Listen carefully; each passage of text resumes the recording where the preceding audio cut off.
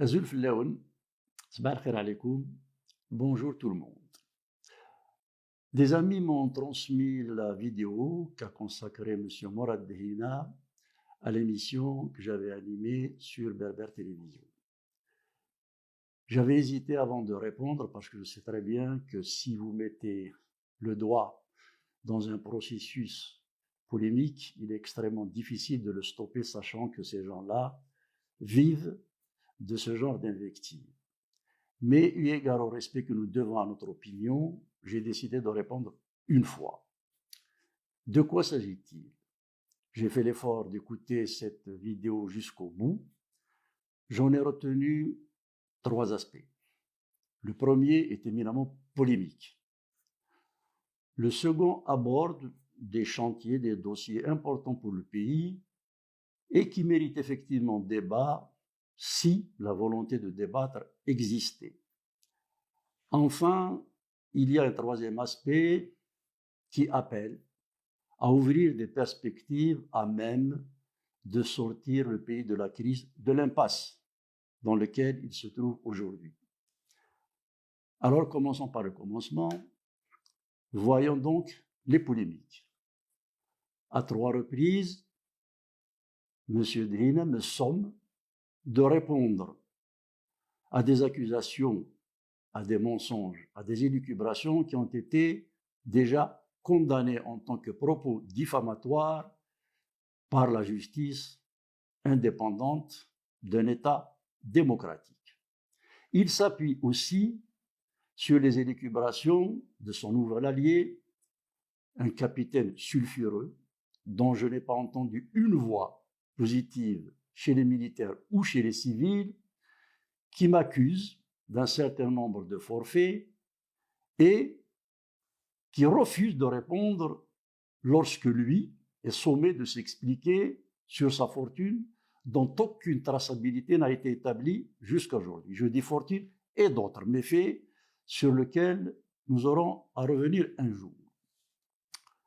Ce qui est étrange dans cette polémique, c'est qu'au moment où M. Dehina s'appuie sur des individus dont il connaît très bien le discrédit, s'indigne de ce que des citoyens lui demandent, s'interrogent sur les immenses moyens, la grande logistique dont dispose son organisation qui regroupe un groupuscule de militants. Nous voyons tous effectivement que l'organisation Rached entretient des permanents, dispose de sites médiatiques importants et qui émettent quotidiennement à travers toute l'Europe. Nous voyons ses associés évoluer à Ankara ou à Doha. زيتوتاقي ثغلي استيميت دي أنقرة انسيت كان يدريمن أمكيس خدام من أنشتاقي أنويثني ديفكان Monsieur Dehina refuse de répondre. Alors il y a déjà un petit problème là-dessus. De la même manière que son capitaine refuse de parler de vérité qui l'accable et qu'il exige de répondre à des mensonges qu'il fabrique et dont il aura à répondre devant la justice, M. Dehina me somme de répondre à des mensonges, mais s'indigne de ce que les citoyens l'interrogent sur un certain nombre de questions qui se posent légitimement à tout moment politiques. C'est exactement cela que l'on appelle la mentalité totalitaire. Alors, est-ce que c'est le capitaine qui a contaminé l'islamiste ou est-ce que c'est l'islamiste qui a façonné la sécurité militaire? À la limite, il est peu important de répondre à cette question. L'essentiel, c'est que les totalitarismes partagent, ont en commun cette propension à jouer du mensonge et à interdire la vérité lorsque elle les démasque. Mais enfin, allons-y. Pour M. Dehina, celui qui refuse de se soumettre à leurs dogmes, à leurs diktats, est un affidé des militaires et de la police politique. Parlons de la police politique, du général Toufik et de tout le reste. Depuis que ma génération a commencé le combat, c'est-à-dire il y a 55 ans de cela, عندنا كلمة بسيطة قلنا من نهار الأول إذا ما لغيناش هذا الدي ار اس الشرطة السياسية la police politique محال يظهر حل في الأزمة الجزائرية. Nous l'avons toujours dit, la dissolution de la police politique est la condition de la résurrection du destin algérien, qu'il s'appelle MALG, qu'il s'appelle police politique, qu'il s'appelle service de sécurité ou qu'il s'appelle DRS, ce sont nos ennemis historiques. Alors, qu'a fait le général Toufik contre le RCD que je présidais? Je vais vous donner un certain nombre d'exemples. C'est le général Toufik en personne qui a mis en place un groupe spécifique destiné à contenir le RCD dans l'espace kabyle. À chaque fois qu'une possibilité d'étendre notre influence organique ou politique en dehors de notre région d'origine, ces escouades d'indicateurs, de militants se sont mises en route pour nous bloquer. Nous avons pu, malgré les fraudes, malgré les pressions sur les candidats et leurs familles, avoir 29 communes en dehors de la Kabylie en 2007. Monsieur Toufik les a une à une déstabilisées en l'espace de 6 mois. 6 communes à Chlef, 2 communes à Intemouchen, 2 communes à Sidi Bel Abbas, 2 communes à Saïda, 5 communes à Djelfa, 4 communes à Msila, 3 communes à Batna, 2 communes à Biskra, 2 communes à Guelma. J'ajoute la commune de Kolo, la commune de Brienne, la commune de Bel Abbas, toutes, absolument toutes, ont été liquidées par le général Toufik. Allons plus loin. C'est le général Toufik lui-même qui a ordonné que le RCD ne dépasse jamais les 19 députés. على بالنا باللي الكتله البرلمانيه اللي عندها 20 مقعد ممكن تدير مشروع امام المجلس الشعبي الوطني. Un groupe parlementaire à 20 sièges peut introduire اقتراح قانوني, un projet de loi. Le général Toufik, à toutes les élections, a limité, a ordonné la limitation du nombre de sièges du RCD à 19 députés. On peut dire que c'est ancien. Je vais rafraîchir la mémoire à M. Dhina sur ma position vis-à-vis du général Medine récemment. C'est édité, c'est public. Et ça date du 25 mars 2019. Des voix reconverties à l'opposition avouent que le pouvoir a été exercé par des forces extra-constitutionnelles. La belle affaire. La principale force extra-constitutionnelle est la police politique. Aucun oligarque, aucun apparatchik ne peut violer durablement la loi s'il n'est pas couvert ou encouragé par les services parallèles. Bras séculiers de l'armée. On assiste à plusieurs manœuvres où des anciens réseaux du DRS, fidèles du général Medine, se reconnectent aux structures actives du renseignement pour préparer une OPA sur le mouvement à travers le parachutage de Yemin Zerouane, dont un poster géant a été accroché ce vendredi sur un bâtiment de la place Rodin. Voilà ma position vis-à-vis du DRS, vis-à-vis de la police politique, vis-à-vis de Toufik, vis-à-vis de son prédécesseur, le général Betchine, vis-à-vis des autres. Maintenant, on revient à ce que disais tout à l'heure, lorsque l'on accuse quelqu'un, lorsque l'on veut débattre, il est normal que l'on affiche les mêmes disponibilités en ce qui concerne son parcours et ses positions. J'ai interpellé sur Berber Télévision M. Dhina quant à ses connexions permanentes, suivies, secrètes avec la police politique. Il ne va pas répondre. Comme toujours, le totalitaire accuse à tort. Évidemment, il s'exonère de tous les crimes, de tous les abus. Vous avez été en contact avec l'ancien patron de la sécurité militaire, Qasdi Mirbah, lorsqu'il voulait se remettre en scène, revenir ou partager le pouvoir.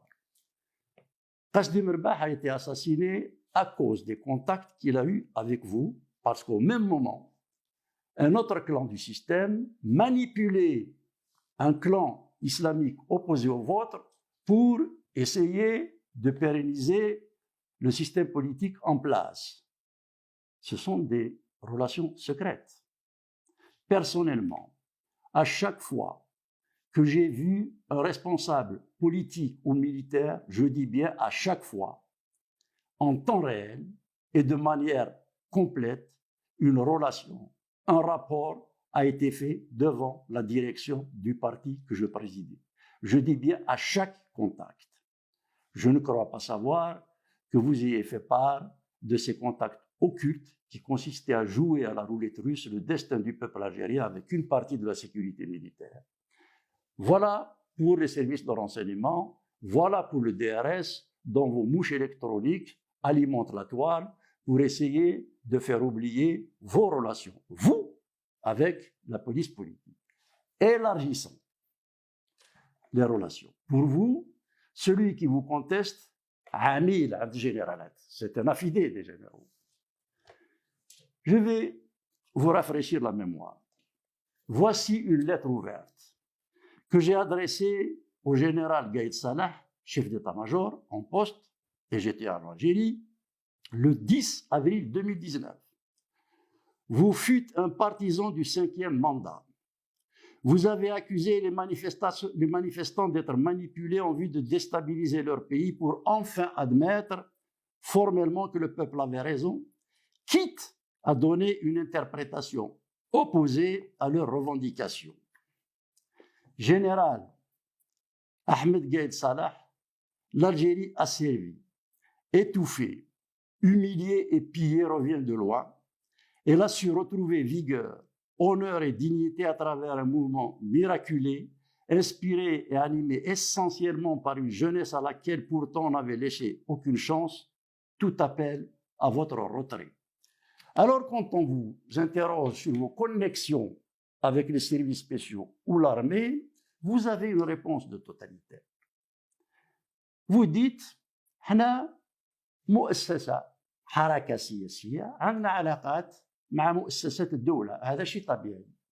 Alors celui qui joue le destin de façon clandestine avec la police politique est dans une mission normale. Les militants qui se sont battus toute leur vie contre la police politique et le militarisme sont des suspects. Quel débat peut-il y avoir avec vous là-dessus? Comment peut-on engager un échange lorsque vous avez décidé de confisquer la volonté divine pour vous donner tous les pouvoirs, pour vous exonérer de tous les crimes et que vous accusez à tort des gens que vous estimez être des sous-citoyens? Il n'y a pas possibilité de discussion. Vous devez d'abord sortir de votre bulle, de votre délire, pour qu'ensuite nous puissions engager des relations horizontales. Et dans toutes ces polémiques, dans tous ces mensonges, dans tous ces abus, il y a quelque chose qui est gênant. C'est que vous manipulez la polémique, la propagande, le mensonge, tout en disant, avec un ton mielleux, qui ne vous empêche pas d'être fielleux, au débat serein. Vous m'invitez à élever le niveau. On ne peut pas élever le niveau quand on fixe le débat dans le caniveau. Voilà du ACD. Je vais vous répondre. Il ne m'est pas difficile de trouver des militants du FIS, et vous en connaissez quelques dizaines, qui vous accusent d'avoir été l'organisateur, le planificateur, le concepteur des assassinats d'intellectuels. Je ne l'ai pas fait parce que l'histoire jugera cela. Je ne l'ai pas fait parce que je connais situer les priorités dans une crise aussi importante que celle que vit notre pays. Nous allons donc devoir un jour traiter de tout cela, mais je ne vais pas vous accompagner dans le caniveau. J'ai toujours essayé de protéger ma famille. Je ne l'ai jamais exposée. Je n'ai jamais voulu qu'elle se prévale de mes fonctions ou responsabilités. Je respecte vos enfants et vous aurez remarqué que je ne parle pas d'eux. Voilà pour ce qui est de l'aspect polémique. Venons-en maintenant aux dossiers importants qui traînent depuis maintenant 1957 et qui n'ont pas trouvé les réponses qu'attendait le peuple algérien. Ces chantiers méritent effectivement discussion, méritent échange, pour peu que la bonne volonté, la transparence et la loyauté président à la discussion. Dans cet aspect des choses, il y a évidemment la forme et il y a le fond. S'agissant de la forme, M. Dhina a un problème de crédibilité et de confiance. Quand on a été responsable du bureau exécutif du FIS, un parti qui a appelé à l'insurrection armée, un parti qui a déclaré démocratie kofr, اللي قال كل شخص كل مواطن اللي ما يركعش قدامنا لازم يتنحى من البلاد ولا من الحياة. On a quand même le droit de voir si la mutation vers le combat pacifique que revendique aujourd'hui M. Dhina est sérieuse, est sincère et crédible. Or, que peut-on constater dans les faits? Il y a toujours une déconnexion, une incohérence, un antagonisme entre le propos et l'activité de son mouvement. Quand on dit حنا ثاني مستعدين باش نعملوا في اطار ديمقراطي ما تستعملش العنف. Fondamentalement, quels sont ceux qui portent la parole de M. Dhina? Nous avons un bazari politique fascisant qui distille son venin, يوزع في السم تاعو يوميا من لندن. عنده واقيلا 6 أيام قال سعيد السعدي مجرم، معناتها قتلوه. C'est un appel au meurtre. Ce monsieur a salué comme un acte de bravoure patriotique l'agression dont j'ai été victime à Marseille et qui émanait d'un hurluberlu complotiste qui aura à répondre de ses actes devant la justice et qui était secondé par un cadre de Rachid qui se prévaut d'être un de ses grands conférenciers. Je n'ai pas entendu M. Dhina se démarquer et encore moins dénoncer, ni a fortiori condamner ce genre d'indignité. Lorsque il s'est accoquiné avec son capitaine déclassé le 20 août dernier à Berlin, il ne s'est pas posé la question de savoir si le fait qu'un islamiste et un agent de la police politique se présentant comme des alternatives à la crise dont ils sont les principaux responsables allaient avoir un écho sérieux dans la population algérienne. Mieux, il a encouragé ce capitaine à s'abîmer dans l'indignité. J'ai vu qu'il nous a attribué une dizaine d'adresses de biens immobiliers en France. Je vous ai dit qu'en dehors des 3 biens que j'ai rendus publics, vous pouvez prendre tout le reste. Yassine, le capitaine. Évidemment, nous attendons toujours que vous nous donniez l'origine de la fortune de votre femme et de vos enfants. Naturellement, en tant que débris du KGB, vous ne répondrez pas. Fondamentalement donc, il y a une déconnexion entre l'aveu de la mutation de la violence assumée du fils vers la reconversion au combat pacifique. Ce n'est pas crédible. Venons-en maintenant au fond de la démocratie que vous revendiquez aujourd'hui. Vous dites, nous aussi nous sommes des démocrates, mais la usuliyin, la islamawiyin, la irhabiyin. Bienvenue au club. Il n'y a aucun problème. Mais là encore, lorsqu'on analyse votre discours, vous êtes dans la confusion, vous êtes dans les ambiguïtés. Vous avez le niveau, vous, que peut ne pas avoir votre capitaine, que peut ne pas avoir votre poussard de Londres, que n'ont certainement pas les voyous de Marseille. Vous avez le niveau pour savoir que les fondamentaux démocratiques ne sont pas de l'idéologie. Vous revenez là-dessus pour rendre encore illisible une scène politique déjà bien embrouillée. Ce n'est pas très sain, ce n'est pas très loyal, ce n'est pas très responsable. Vous vivez depuis trop longtemps en Europe pour ne pas comprendre que les fondamentaux démocratiques sont des valeurs universelles, des valeurs humanistes qui ne sont ni de gauche, ni de droite, ni de l'Occident, ni de l'Orient, ni du Nord, ni du Sud. Ce sont des fondations sur lesquelles repose toute construction démocratique. Vous savez très bien que la plus ancienne démocratie au monde, la Grande-Bretagne, il y a deux partis qui s'opposent idéologiquement en tout point de vue. Raoum, Kirgat, Wolfar, entre les Tories et les travaillistes, c'est l'incompatibilité idéologique totale. Mais jamais, au grand jamais, un parti occupant le pouvoir ne change l'habeas corpus, c'est-à-dire les fondamentaux démocratiques. L'égalité des sexes, le respect de la vie humaine et plus généralement des droits humains, la liberté de culte, c'est-à-dire, et j'insiste là-dessus, le droit de croire ou de ne pas croire, le droit d'adhérer à une religion et d'en sortir si on en a envie, le respect de la minorité. Et quand je dis le respect de la minorité, ça ne veut pas dire tolérer dans un coin une minorité. الأقلية عندها الحق تهضر وعندها الحق باش تراقب الأغلبية. Donc ce n'est pas une petite affaire qui consiste à tolérer un petit groupe en attendant de le faire disparaître. Tout cela, ce n'est pas de l'idéologie. Ce sont les fondations qui font toutes les nations démocratiques. Vous ne voulez pas l'entendre. Et vous revenez là-dessus en faisant semblant de ne pas avoir compris la différence qu'il y a entre les fondamentaux démocratiques et l'idéologie.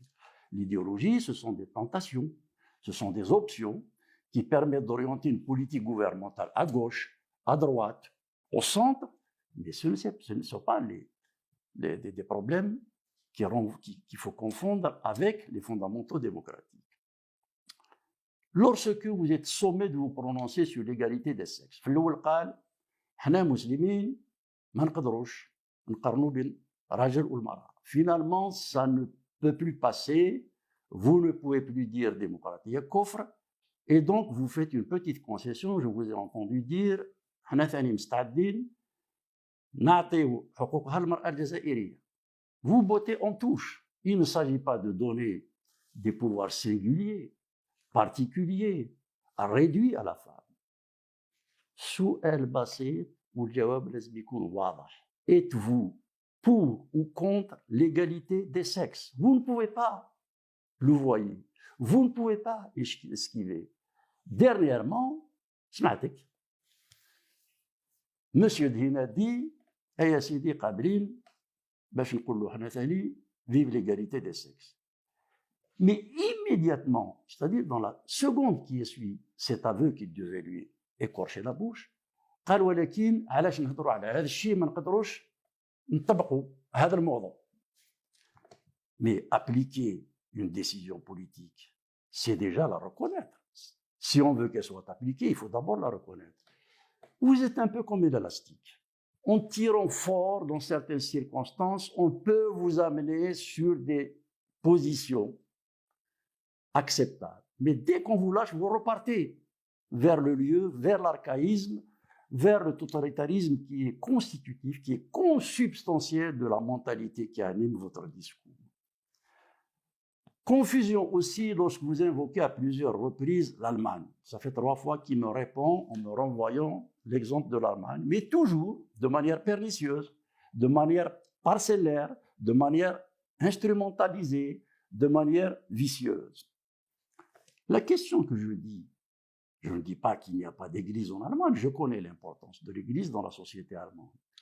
Je dis que l'Allemagne n'a pas mis l'église au centre de la décision politique. Vous me répondez encore la dernière fois, en me disant que l'église a un rôle dans le pouvoir exécutif. عندها مؤسسات في الاقتصاد وتعمل في السوق. Mais ce n'est pas le problème. Qu'une abbaye produise du miel ou bien qu'une association religieuse fasse des objets artisanaux et qu'elle lance dans le circuit économique, il n'y a pas de problème. Le problème, c'est est-ce que c'est l'Église qui décide et dicte la décision qui régente la sphère économique? Vous ne voulez pas répondre là-dessus. Là encore, vous faites de la confusion. Il ne peut pas y avoir de débat possible là-dessus. Alors, pour terminer, je pense qu'un scientifique comme vous a les possibilités de s'émanciper d'un passif lourd et qui doit pouvoir apporter sa pierre de manière courageuse. Il faut beaucoup de courage pour sortir des habitudes, des réflexes, des acquisitions, des conforts, des paresses intellectuelles et surtout des rapports de force qui vous donnent le droit d'abuser de la loi pour imposer même l'illégalité, voire l'impunité. Il faut beaucoup de courage parce que notre pays est dans une situation qui met en péril sa destinée en tant que nation, État et société. Dans le troisième aspect de son intervention, M. Dina aborde les éventuelles possibilités qui s'offriraient au peuple algérien pour mettre un terme au drame, à l'impasse dans lequel il se débat maintenant. Et il ouvre un certain nombre d'idées. Il faut absolument d'abord faire le bilan de ce qui s'est passé. On ne peut pas avoir une réponse sérieuse, efficiente, rapide, face à un drame qui dure depuis maintenant 1957, c'est-à-dire la date de l'assassinat d'Abban Ramdan. On ne peut pas avoir porté au nu celui qui a déferlé avec l'armée des frontières pour faire un coup d'État au lendemain de l'indépendance, laissant sur le carreau 1009 moudjahidines de l'intérieur et lui décerner le titre de père de la révolution alors qu'il n'a jamais tiré une balle contre l'ennemi. Les seules balles que Boumediene a fait tirer, il les a fait tirer en 62 contre les moudjahidines de l'intérieur. On ne peut pas avoir une issue, une réponse rapide, une solution rapide lorsqu'on a construit un État sur une succession de coups d'État, sur des assassinats politiques, sur la corruption institutionnelle, sur les fraudes électorales. Eh bien, il faudra bien savoir que tout cela doit être mis à plat dans une phase de transition, sans invective, sans volonté de règlement de compte, mais sans concession, si on veut véritablement terrasser à zéro et construire quelque chose qui dure et qui prémunisse nos enfants des turpitudes, des malheurs que nous avons, nous, connus. Il est fondamental que M. Dina, qui peut avoir un rôle à jouer s'il a réussi à s'émanciper de ces vieux démons, comprenne qu'il ne peut plus se permettre de rater la bataille de la démocratie comme ils l'ont fait par le passé. Ils ont raté la bataille des droits de l'homme. Et les droits de l'homme, c'est quelque chose de sérieux. On ne peut pas les instrumentaliser pour se plaindre lorsqu'on est attaqué et les oublier lorsque c'est quelqu'un qui est loin de vous qui est accablé par une injustice. نهار وقعت الكارثة في المطار تاع الجزائر ومنهم مدير الديوان تاع باسي مدني الكتلة اللي دارت هذه الجريمة حكموا عليهم بالإعدام. أنا خرجت j'ai écrit et la seule lettre qui a été adressée à la présidence de la République refusant, condamnant cette condamnation à mort, c'est moi qui l'ai faite. Et pourtant, je sais très bien. على بالي لو كان صابوا فرصة كانوا يقتلوني أنا. Mais je ne fais pas ce genre de calcul quand on fait dans les droits de l'homme. Il va falloir aussi ne pas rater la question de la reconstruction de l'identité nationale que vous avez loupée. Vous nous avez accusés d'être des diviseurs de la nation. انتم اللي قلتوا هذا الناس اللي يدعوا بالأمازيغية هم أولاد الباباس.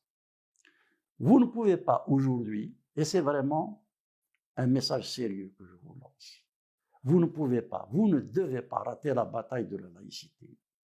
C'est un combat de ce siècle, c'est un combat planétaire, on peut l'accompagner, mais on ne peut pas l'arrêter. Vous pouvez faire perdre du temps, mais vous ne pouvez pas arrêter le combat de la laïcité. Voyez ce qui se passe de par le monde. Même l'Arabie Saoudite, et je n'ignore pas les arrière-pensées qu'il peut y avoir derrière de la part des Américains, sont en train de s'émanciper du wahhabisme. Regardez ce qui se passe au Liban, un pays multiconfessionnel qui est créé sur la base des religions depuis 1945. J'ai entendu son chef de l'État dire que la seule manière d'éviter l'implosion de ce pays, c'est d'aller vers un État laïque. Voyez ce qui s'est passé au Soudan, République islamique archaïque, grégaire, primaire, et qui aujourd'hui dispose d'une constitution laïque. Ne faites pas encore des Algériens les derniers dans l'école du progrès. Nous sommes les enfants d'Abban et de Ben Mhidi. Ce sont eux qui ont servi d'exemple au peuple du tiers-monde. De grâce, ne nous amenez pas à être les derniers de la classe du combat démocratique. Voilà donc les éléments sur lesquels je voulais insister. Je terminerai sur un autre aspect qui peut paraître polémique, mais qui est important, puisque vous n'avez pas pu vous empêcher de lancer encore une petite pique sur Saïd Saadi qui s'adresse au public francophone. Là encore, votre horloge politique est bloquée exactement comme l'est votre horloge culturelle. Vous vivez en Suisse. C'est une confédération où il y a 4 langues officielles. Je pense que c'est un beau pays puisque vous l'avez choisi. Les gens se tolèrent. Il y a des gens qui parlent allemand, il y a des gens qui parlent italien, il y a des gens qui parlent romanche, il y a des gens qui parlent français. Tous vivent en bonne entente. Je ne vous ai jamais entendu saluer en amazigh. Il faut croire que cette langue vous écorce la bouche. Eh bien moi, تمازيغ تطلع لي البوش الجمع ثعرف سليغاس ولاغس إلا واندا يتولاه إلا واندا يدسكن كرا إلا واندا يسونفا. Le français fait partie de ma culture constitutive, de ma pensée. J'assume les 3 langues. Et je vais vous répondre dans les 3 langues. إلاق أنبني ثمورث وغادي حذروها. لازم كل واحد يكون حر في بلاده et la liberté est un droit à tous. Il serait temps que vous appreniez à compter jusqu'à 3, y compris sur le plan des langues. Vous voyez où nous a mené le double langage. Nous avons perdu maintenant une demi-heure, 3/4 d'heure, au lieu de parler du verrou militariste qui est en train de bloquer la destinée du peuple algérien. Et je vais profiter de l'occasion que vous me donnez pour m'adresser aux militaires algériens. Je ne suis pas comme vous qui sollicitent leur arbitrage pour organiser la transition. La transition doit se faire parce que seul le citoyen doit arbitrer son destin. Beaucoup qu'on vous dise, l'armée est l'épine dorsale de la nation. La seule épine dorsale de la nation qui peut garantir un destin stable, viable, c'est la citoyenneté.